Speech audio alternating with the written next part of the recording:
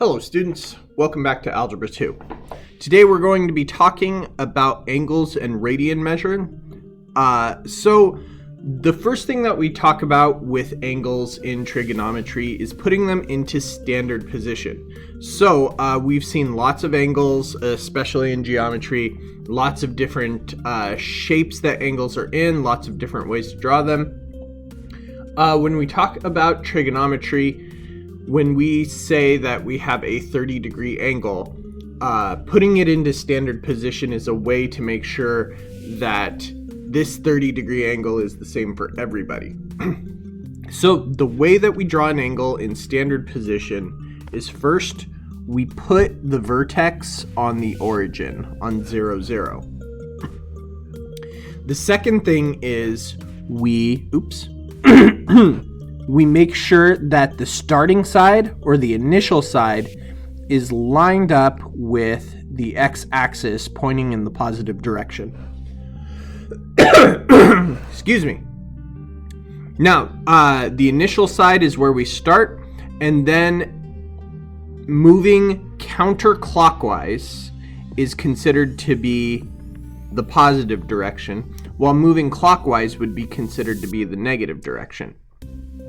The side that we end on is called the terminal side. That would be this one right here. Once we've met those conditions, the angle is considered to be in standard position. So, let's go ahead and draw some angles in standard position. We don't need to do this with a protractor, we just need to get a good general idea. So I'm going to go ahead and draw my coordinate plane. Question A says do 240 degrees in standard position. So first thing, the origin is where the vertex is, and the initial side is going to be pointing at 0 degrees. So, using my axes as a reference, here's 0, here's 90, here's 180, here's 270. So, I would go up to 180, and then I would go 60 past 180. So I know splitting it in half would be 45, so I'm going to do a little bit more than half, like that. Okay, and that would be a 240 degree angle, and we can label it just like that. Okay, so let's do that again for the next one. 500 degrees. Again, 0, 90, 180, 270. Gonna start at 0, just like that. Now, I'm going to do a full rotation all the way around, and that's 360 degrees. So now I have 500 degrees minus 360 degrees.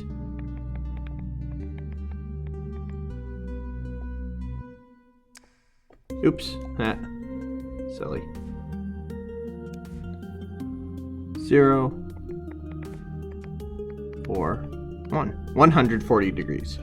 So, I've done a full rotation, that's 360 degrees. I've got 140 degrees left to go. So that's going to be 40 degrees shy of 180. So that's going to keep going around until about right there. And I would call that one 500 degrees. One more. Negative 50 degrees. Oops.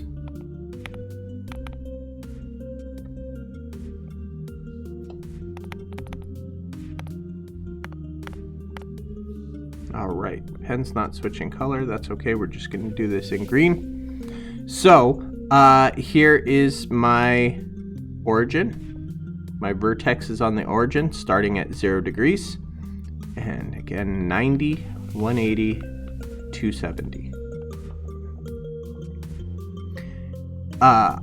In order to go negative, I have to go in the clockwise direction. And I'm just going to go 50 degrees down, which would be about right there. 50 degrees, and we're done. Okay, moving on. Our next topic is coterminal angles.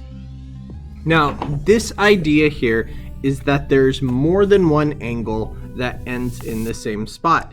Word meaning here, co, meaning together, and terminal, meaning ending. So coterminal angles are just angles that end in the same spot. So if I draw my angle here in standard position,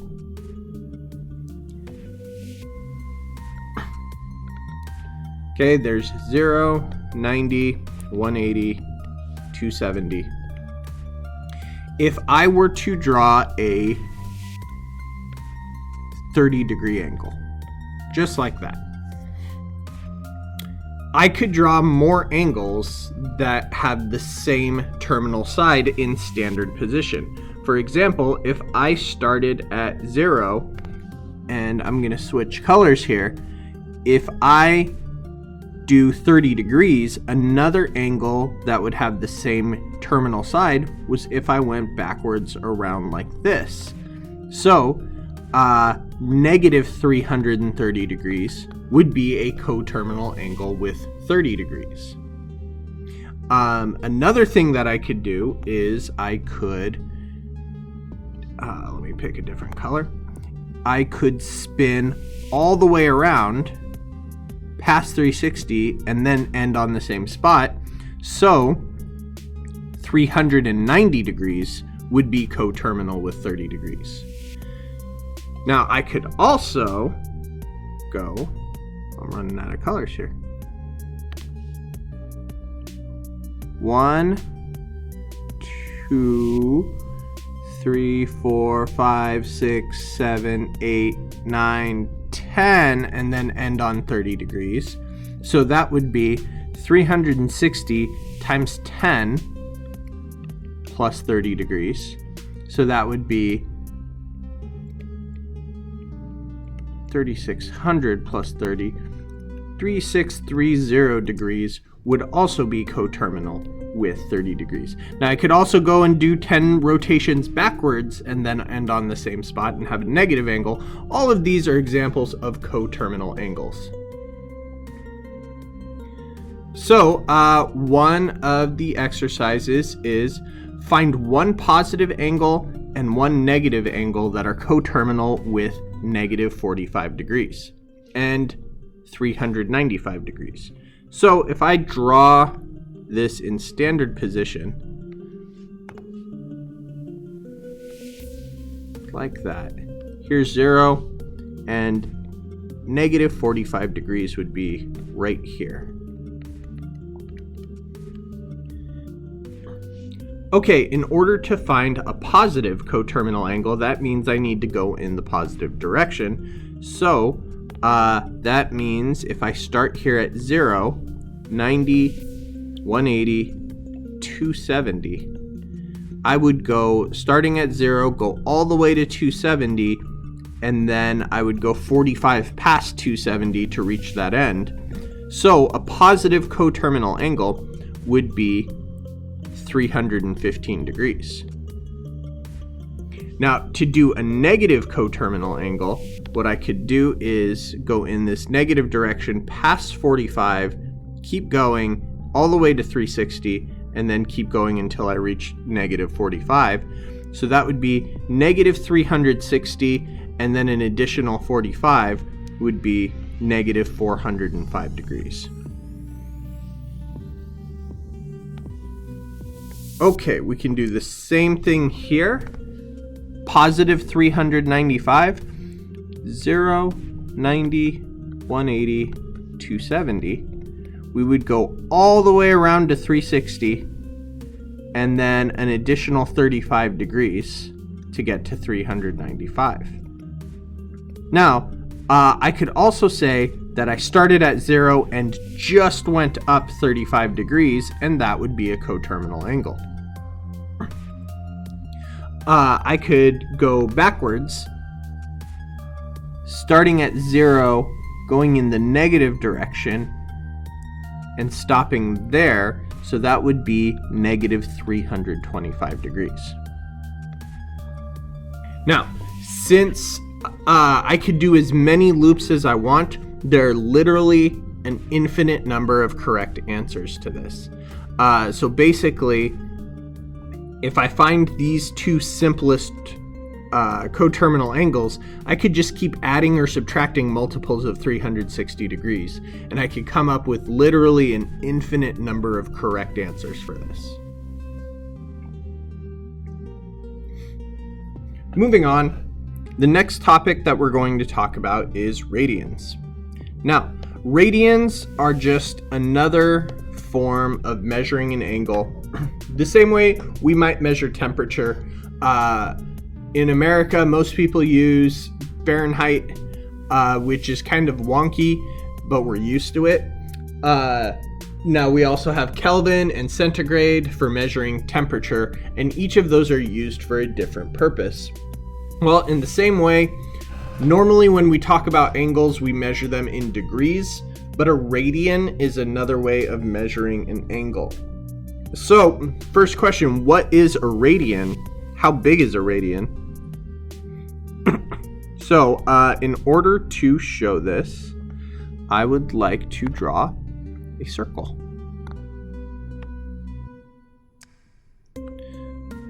There we go. Now, our circle has a center right here. And if I go from the center to the outside of the circle, I have a segment called R. That's the radius. Now, here's the idea. If I take the radius out, just going to highlight that in orange. If I were to take the radius,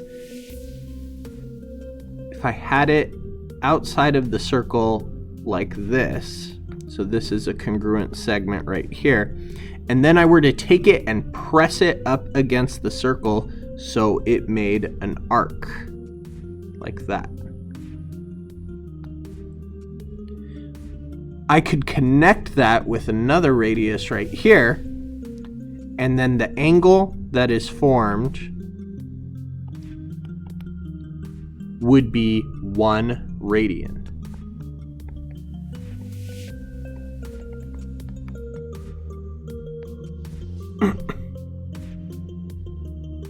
Now, in order to figure out an entire circle, there are a couple things that we should remember. Important measurements. To go a half circle would be about 3.14 radians, or this would be pi radians. And to do a full circle all the way around would be 2 pi radians.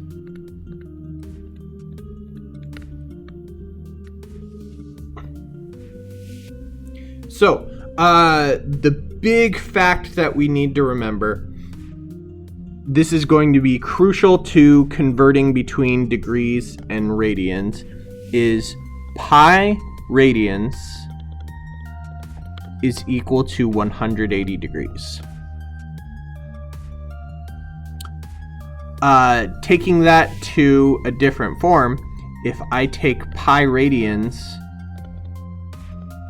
divided by 180 degrees, they're both the same thing. So if I have something divided by something that's the same, the answer is 1. That's going to be very important for any conversions that we do. So we want to convert from degrees to radians and from radians back to degrees. This is a very simple process. If I have 120 degrees, I'm going to multiply it by 1, but I'm going to do it in a way that's going to cancel out the degrees and turn the measurement into radians. So I want to put the number of degrees in the denominator. That way the degrees will cancel out.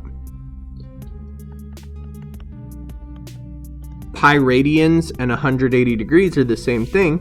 So now what happens is the degrees cancel each other out, and I get 120 pi over 180, and I can very quickly cancel out this by dividing by 10, and then 12 over 18, I could divide both of those by 6 to reduce the fraction. So I would get 2 pi over 3 radians. Now, this one is already in radians, so I have negative pi over 12 radians. Since I want the radians to cancel out, I'm going to put the radians in the denominator. So pi radians is the same thing as 180 degrees. So this is radians. These cancel out. And actually, in this case, the pi cancels out. 180 and 12, I could divide those both by 6. So that would be 2 and 30. And I could actually cancel those out. So that would be 1 and 15. So negative pi over 12 would be negative 15 degrees. So the formula for circumference, that's the distance around the outside of a circle, would be c equals 2 times pi times r, where the area of a circle, and this is the whole circle, is pi times radius squared. Now, considering that in radians, a whole circle is 2 pi.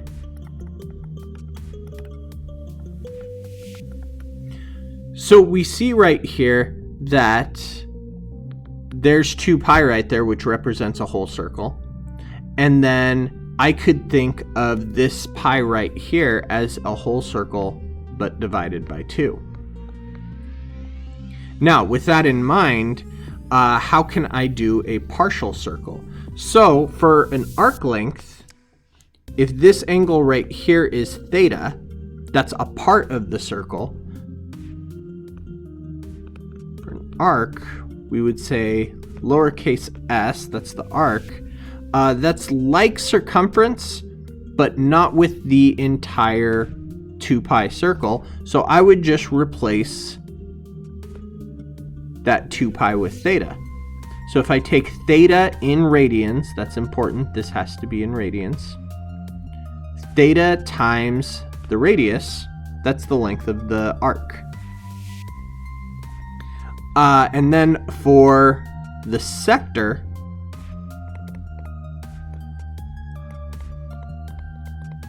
that would be related to the area of an entire circle.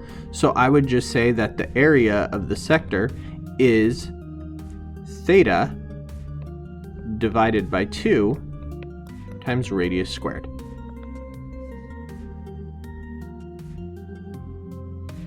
So let's go ahead and look at an example with this.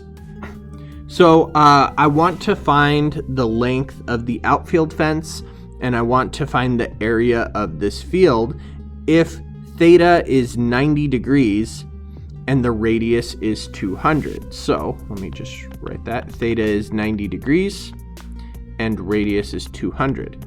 Now the formula that we just used only works if theta is in radians. So I'm going to go ahead and take 90 degrees and convert it into radians.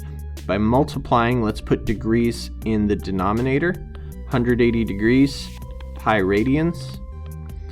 Degrees cancel out. 90 and 180 cancel out to be 1 and 2. So I would get pi over 2 radians. So that means that the fence, that would be an arc length. So I would get S is equal to pi over 2 times radius is 200. So I would get 200 pi over 2 is equal to 100 pi.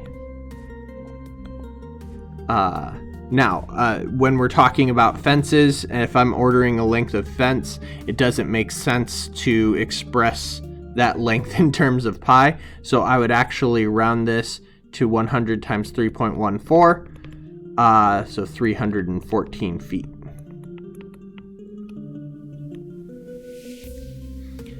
So for area, I would say area equals theta over 2 times radius squared. So pi over 2 over 2, 200 squared. So simplifying this fraction right here, pi over 2 would be pi over 2 divided by 2, which would be the same thing as pi over 2 times 1/2, which would be pi over 4. And then 200 squared, 200 times 200 is 40,000. When I multiply that, this 4 cancels out with this 4, so I would get 10,000 pi. And again, in this case, it wouldn't make sense for us to express our answer in pi. We would want an approximation. So 3.14 times 10,000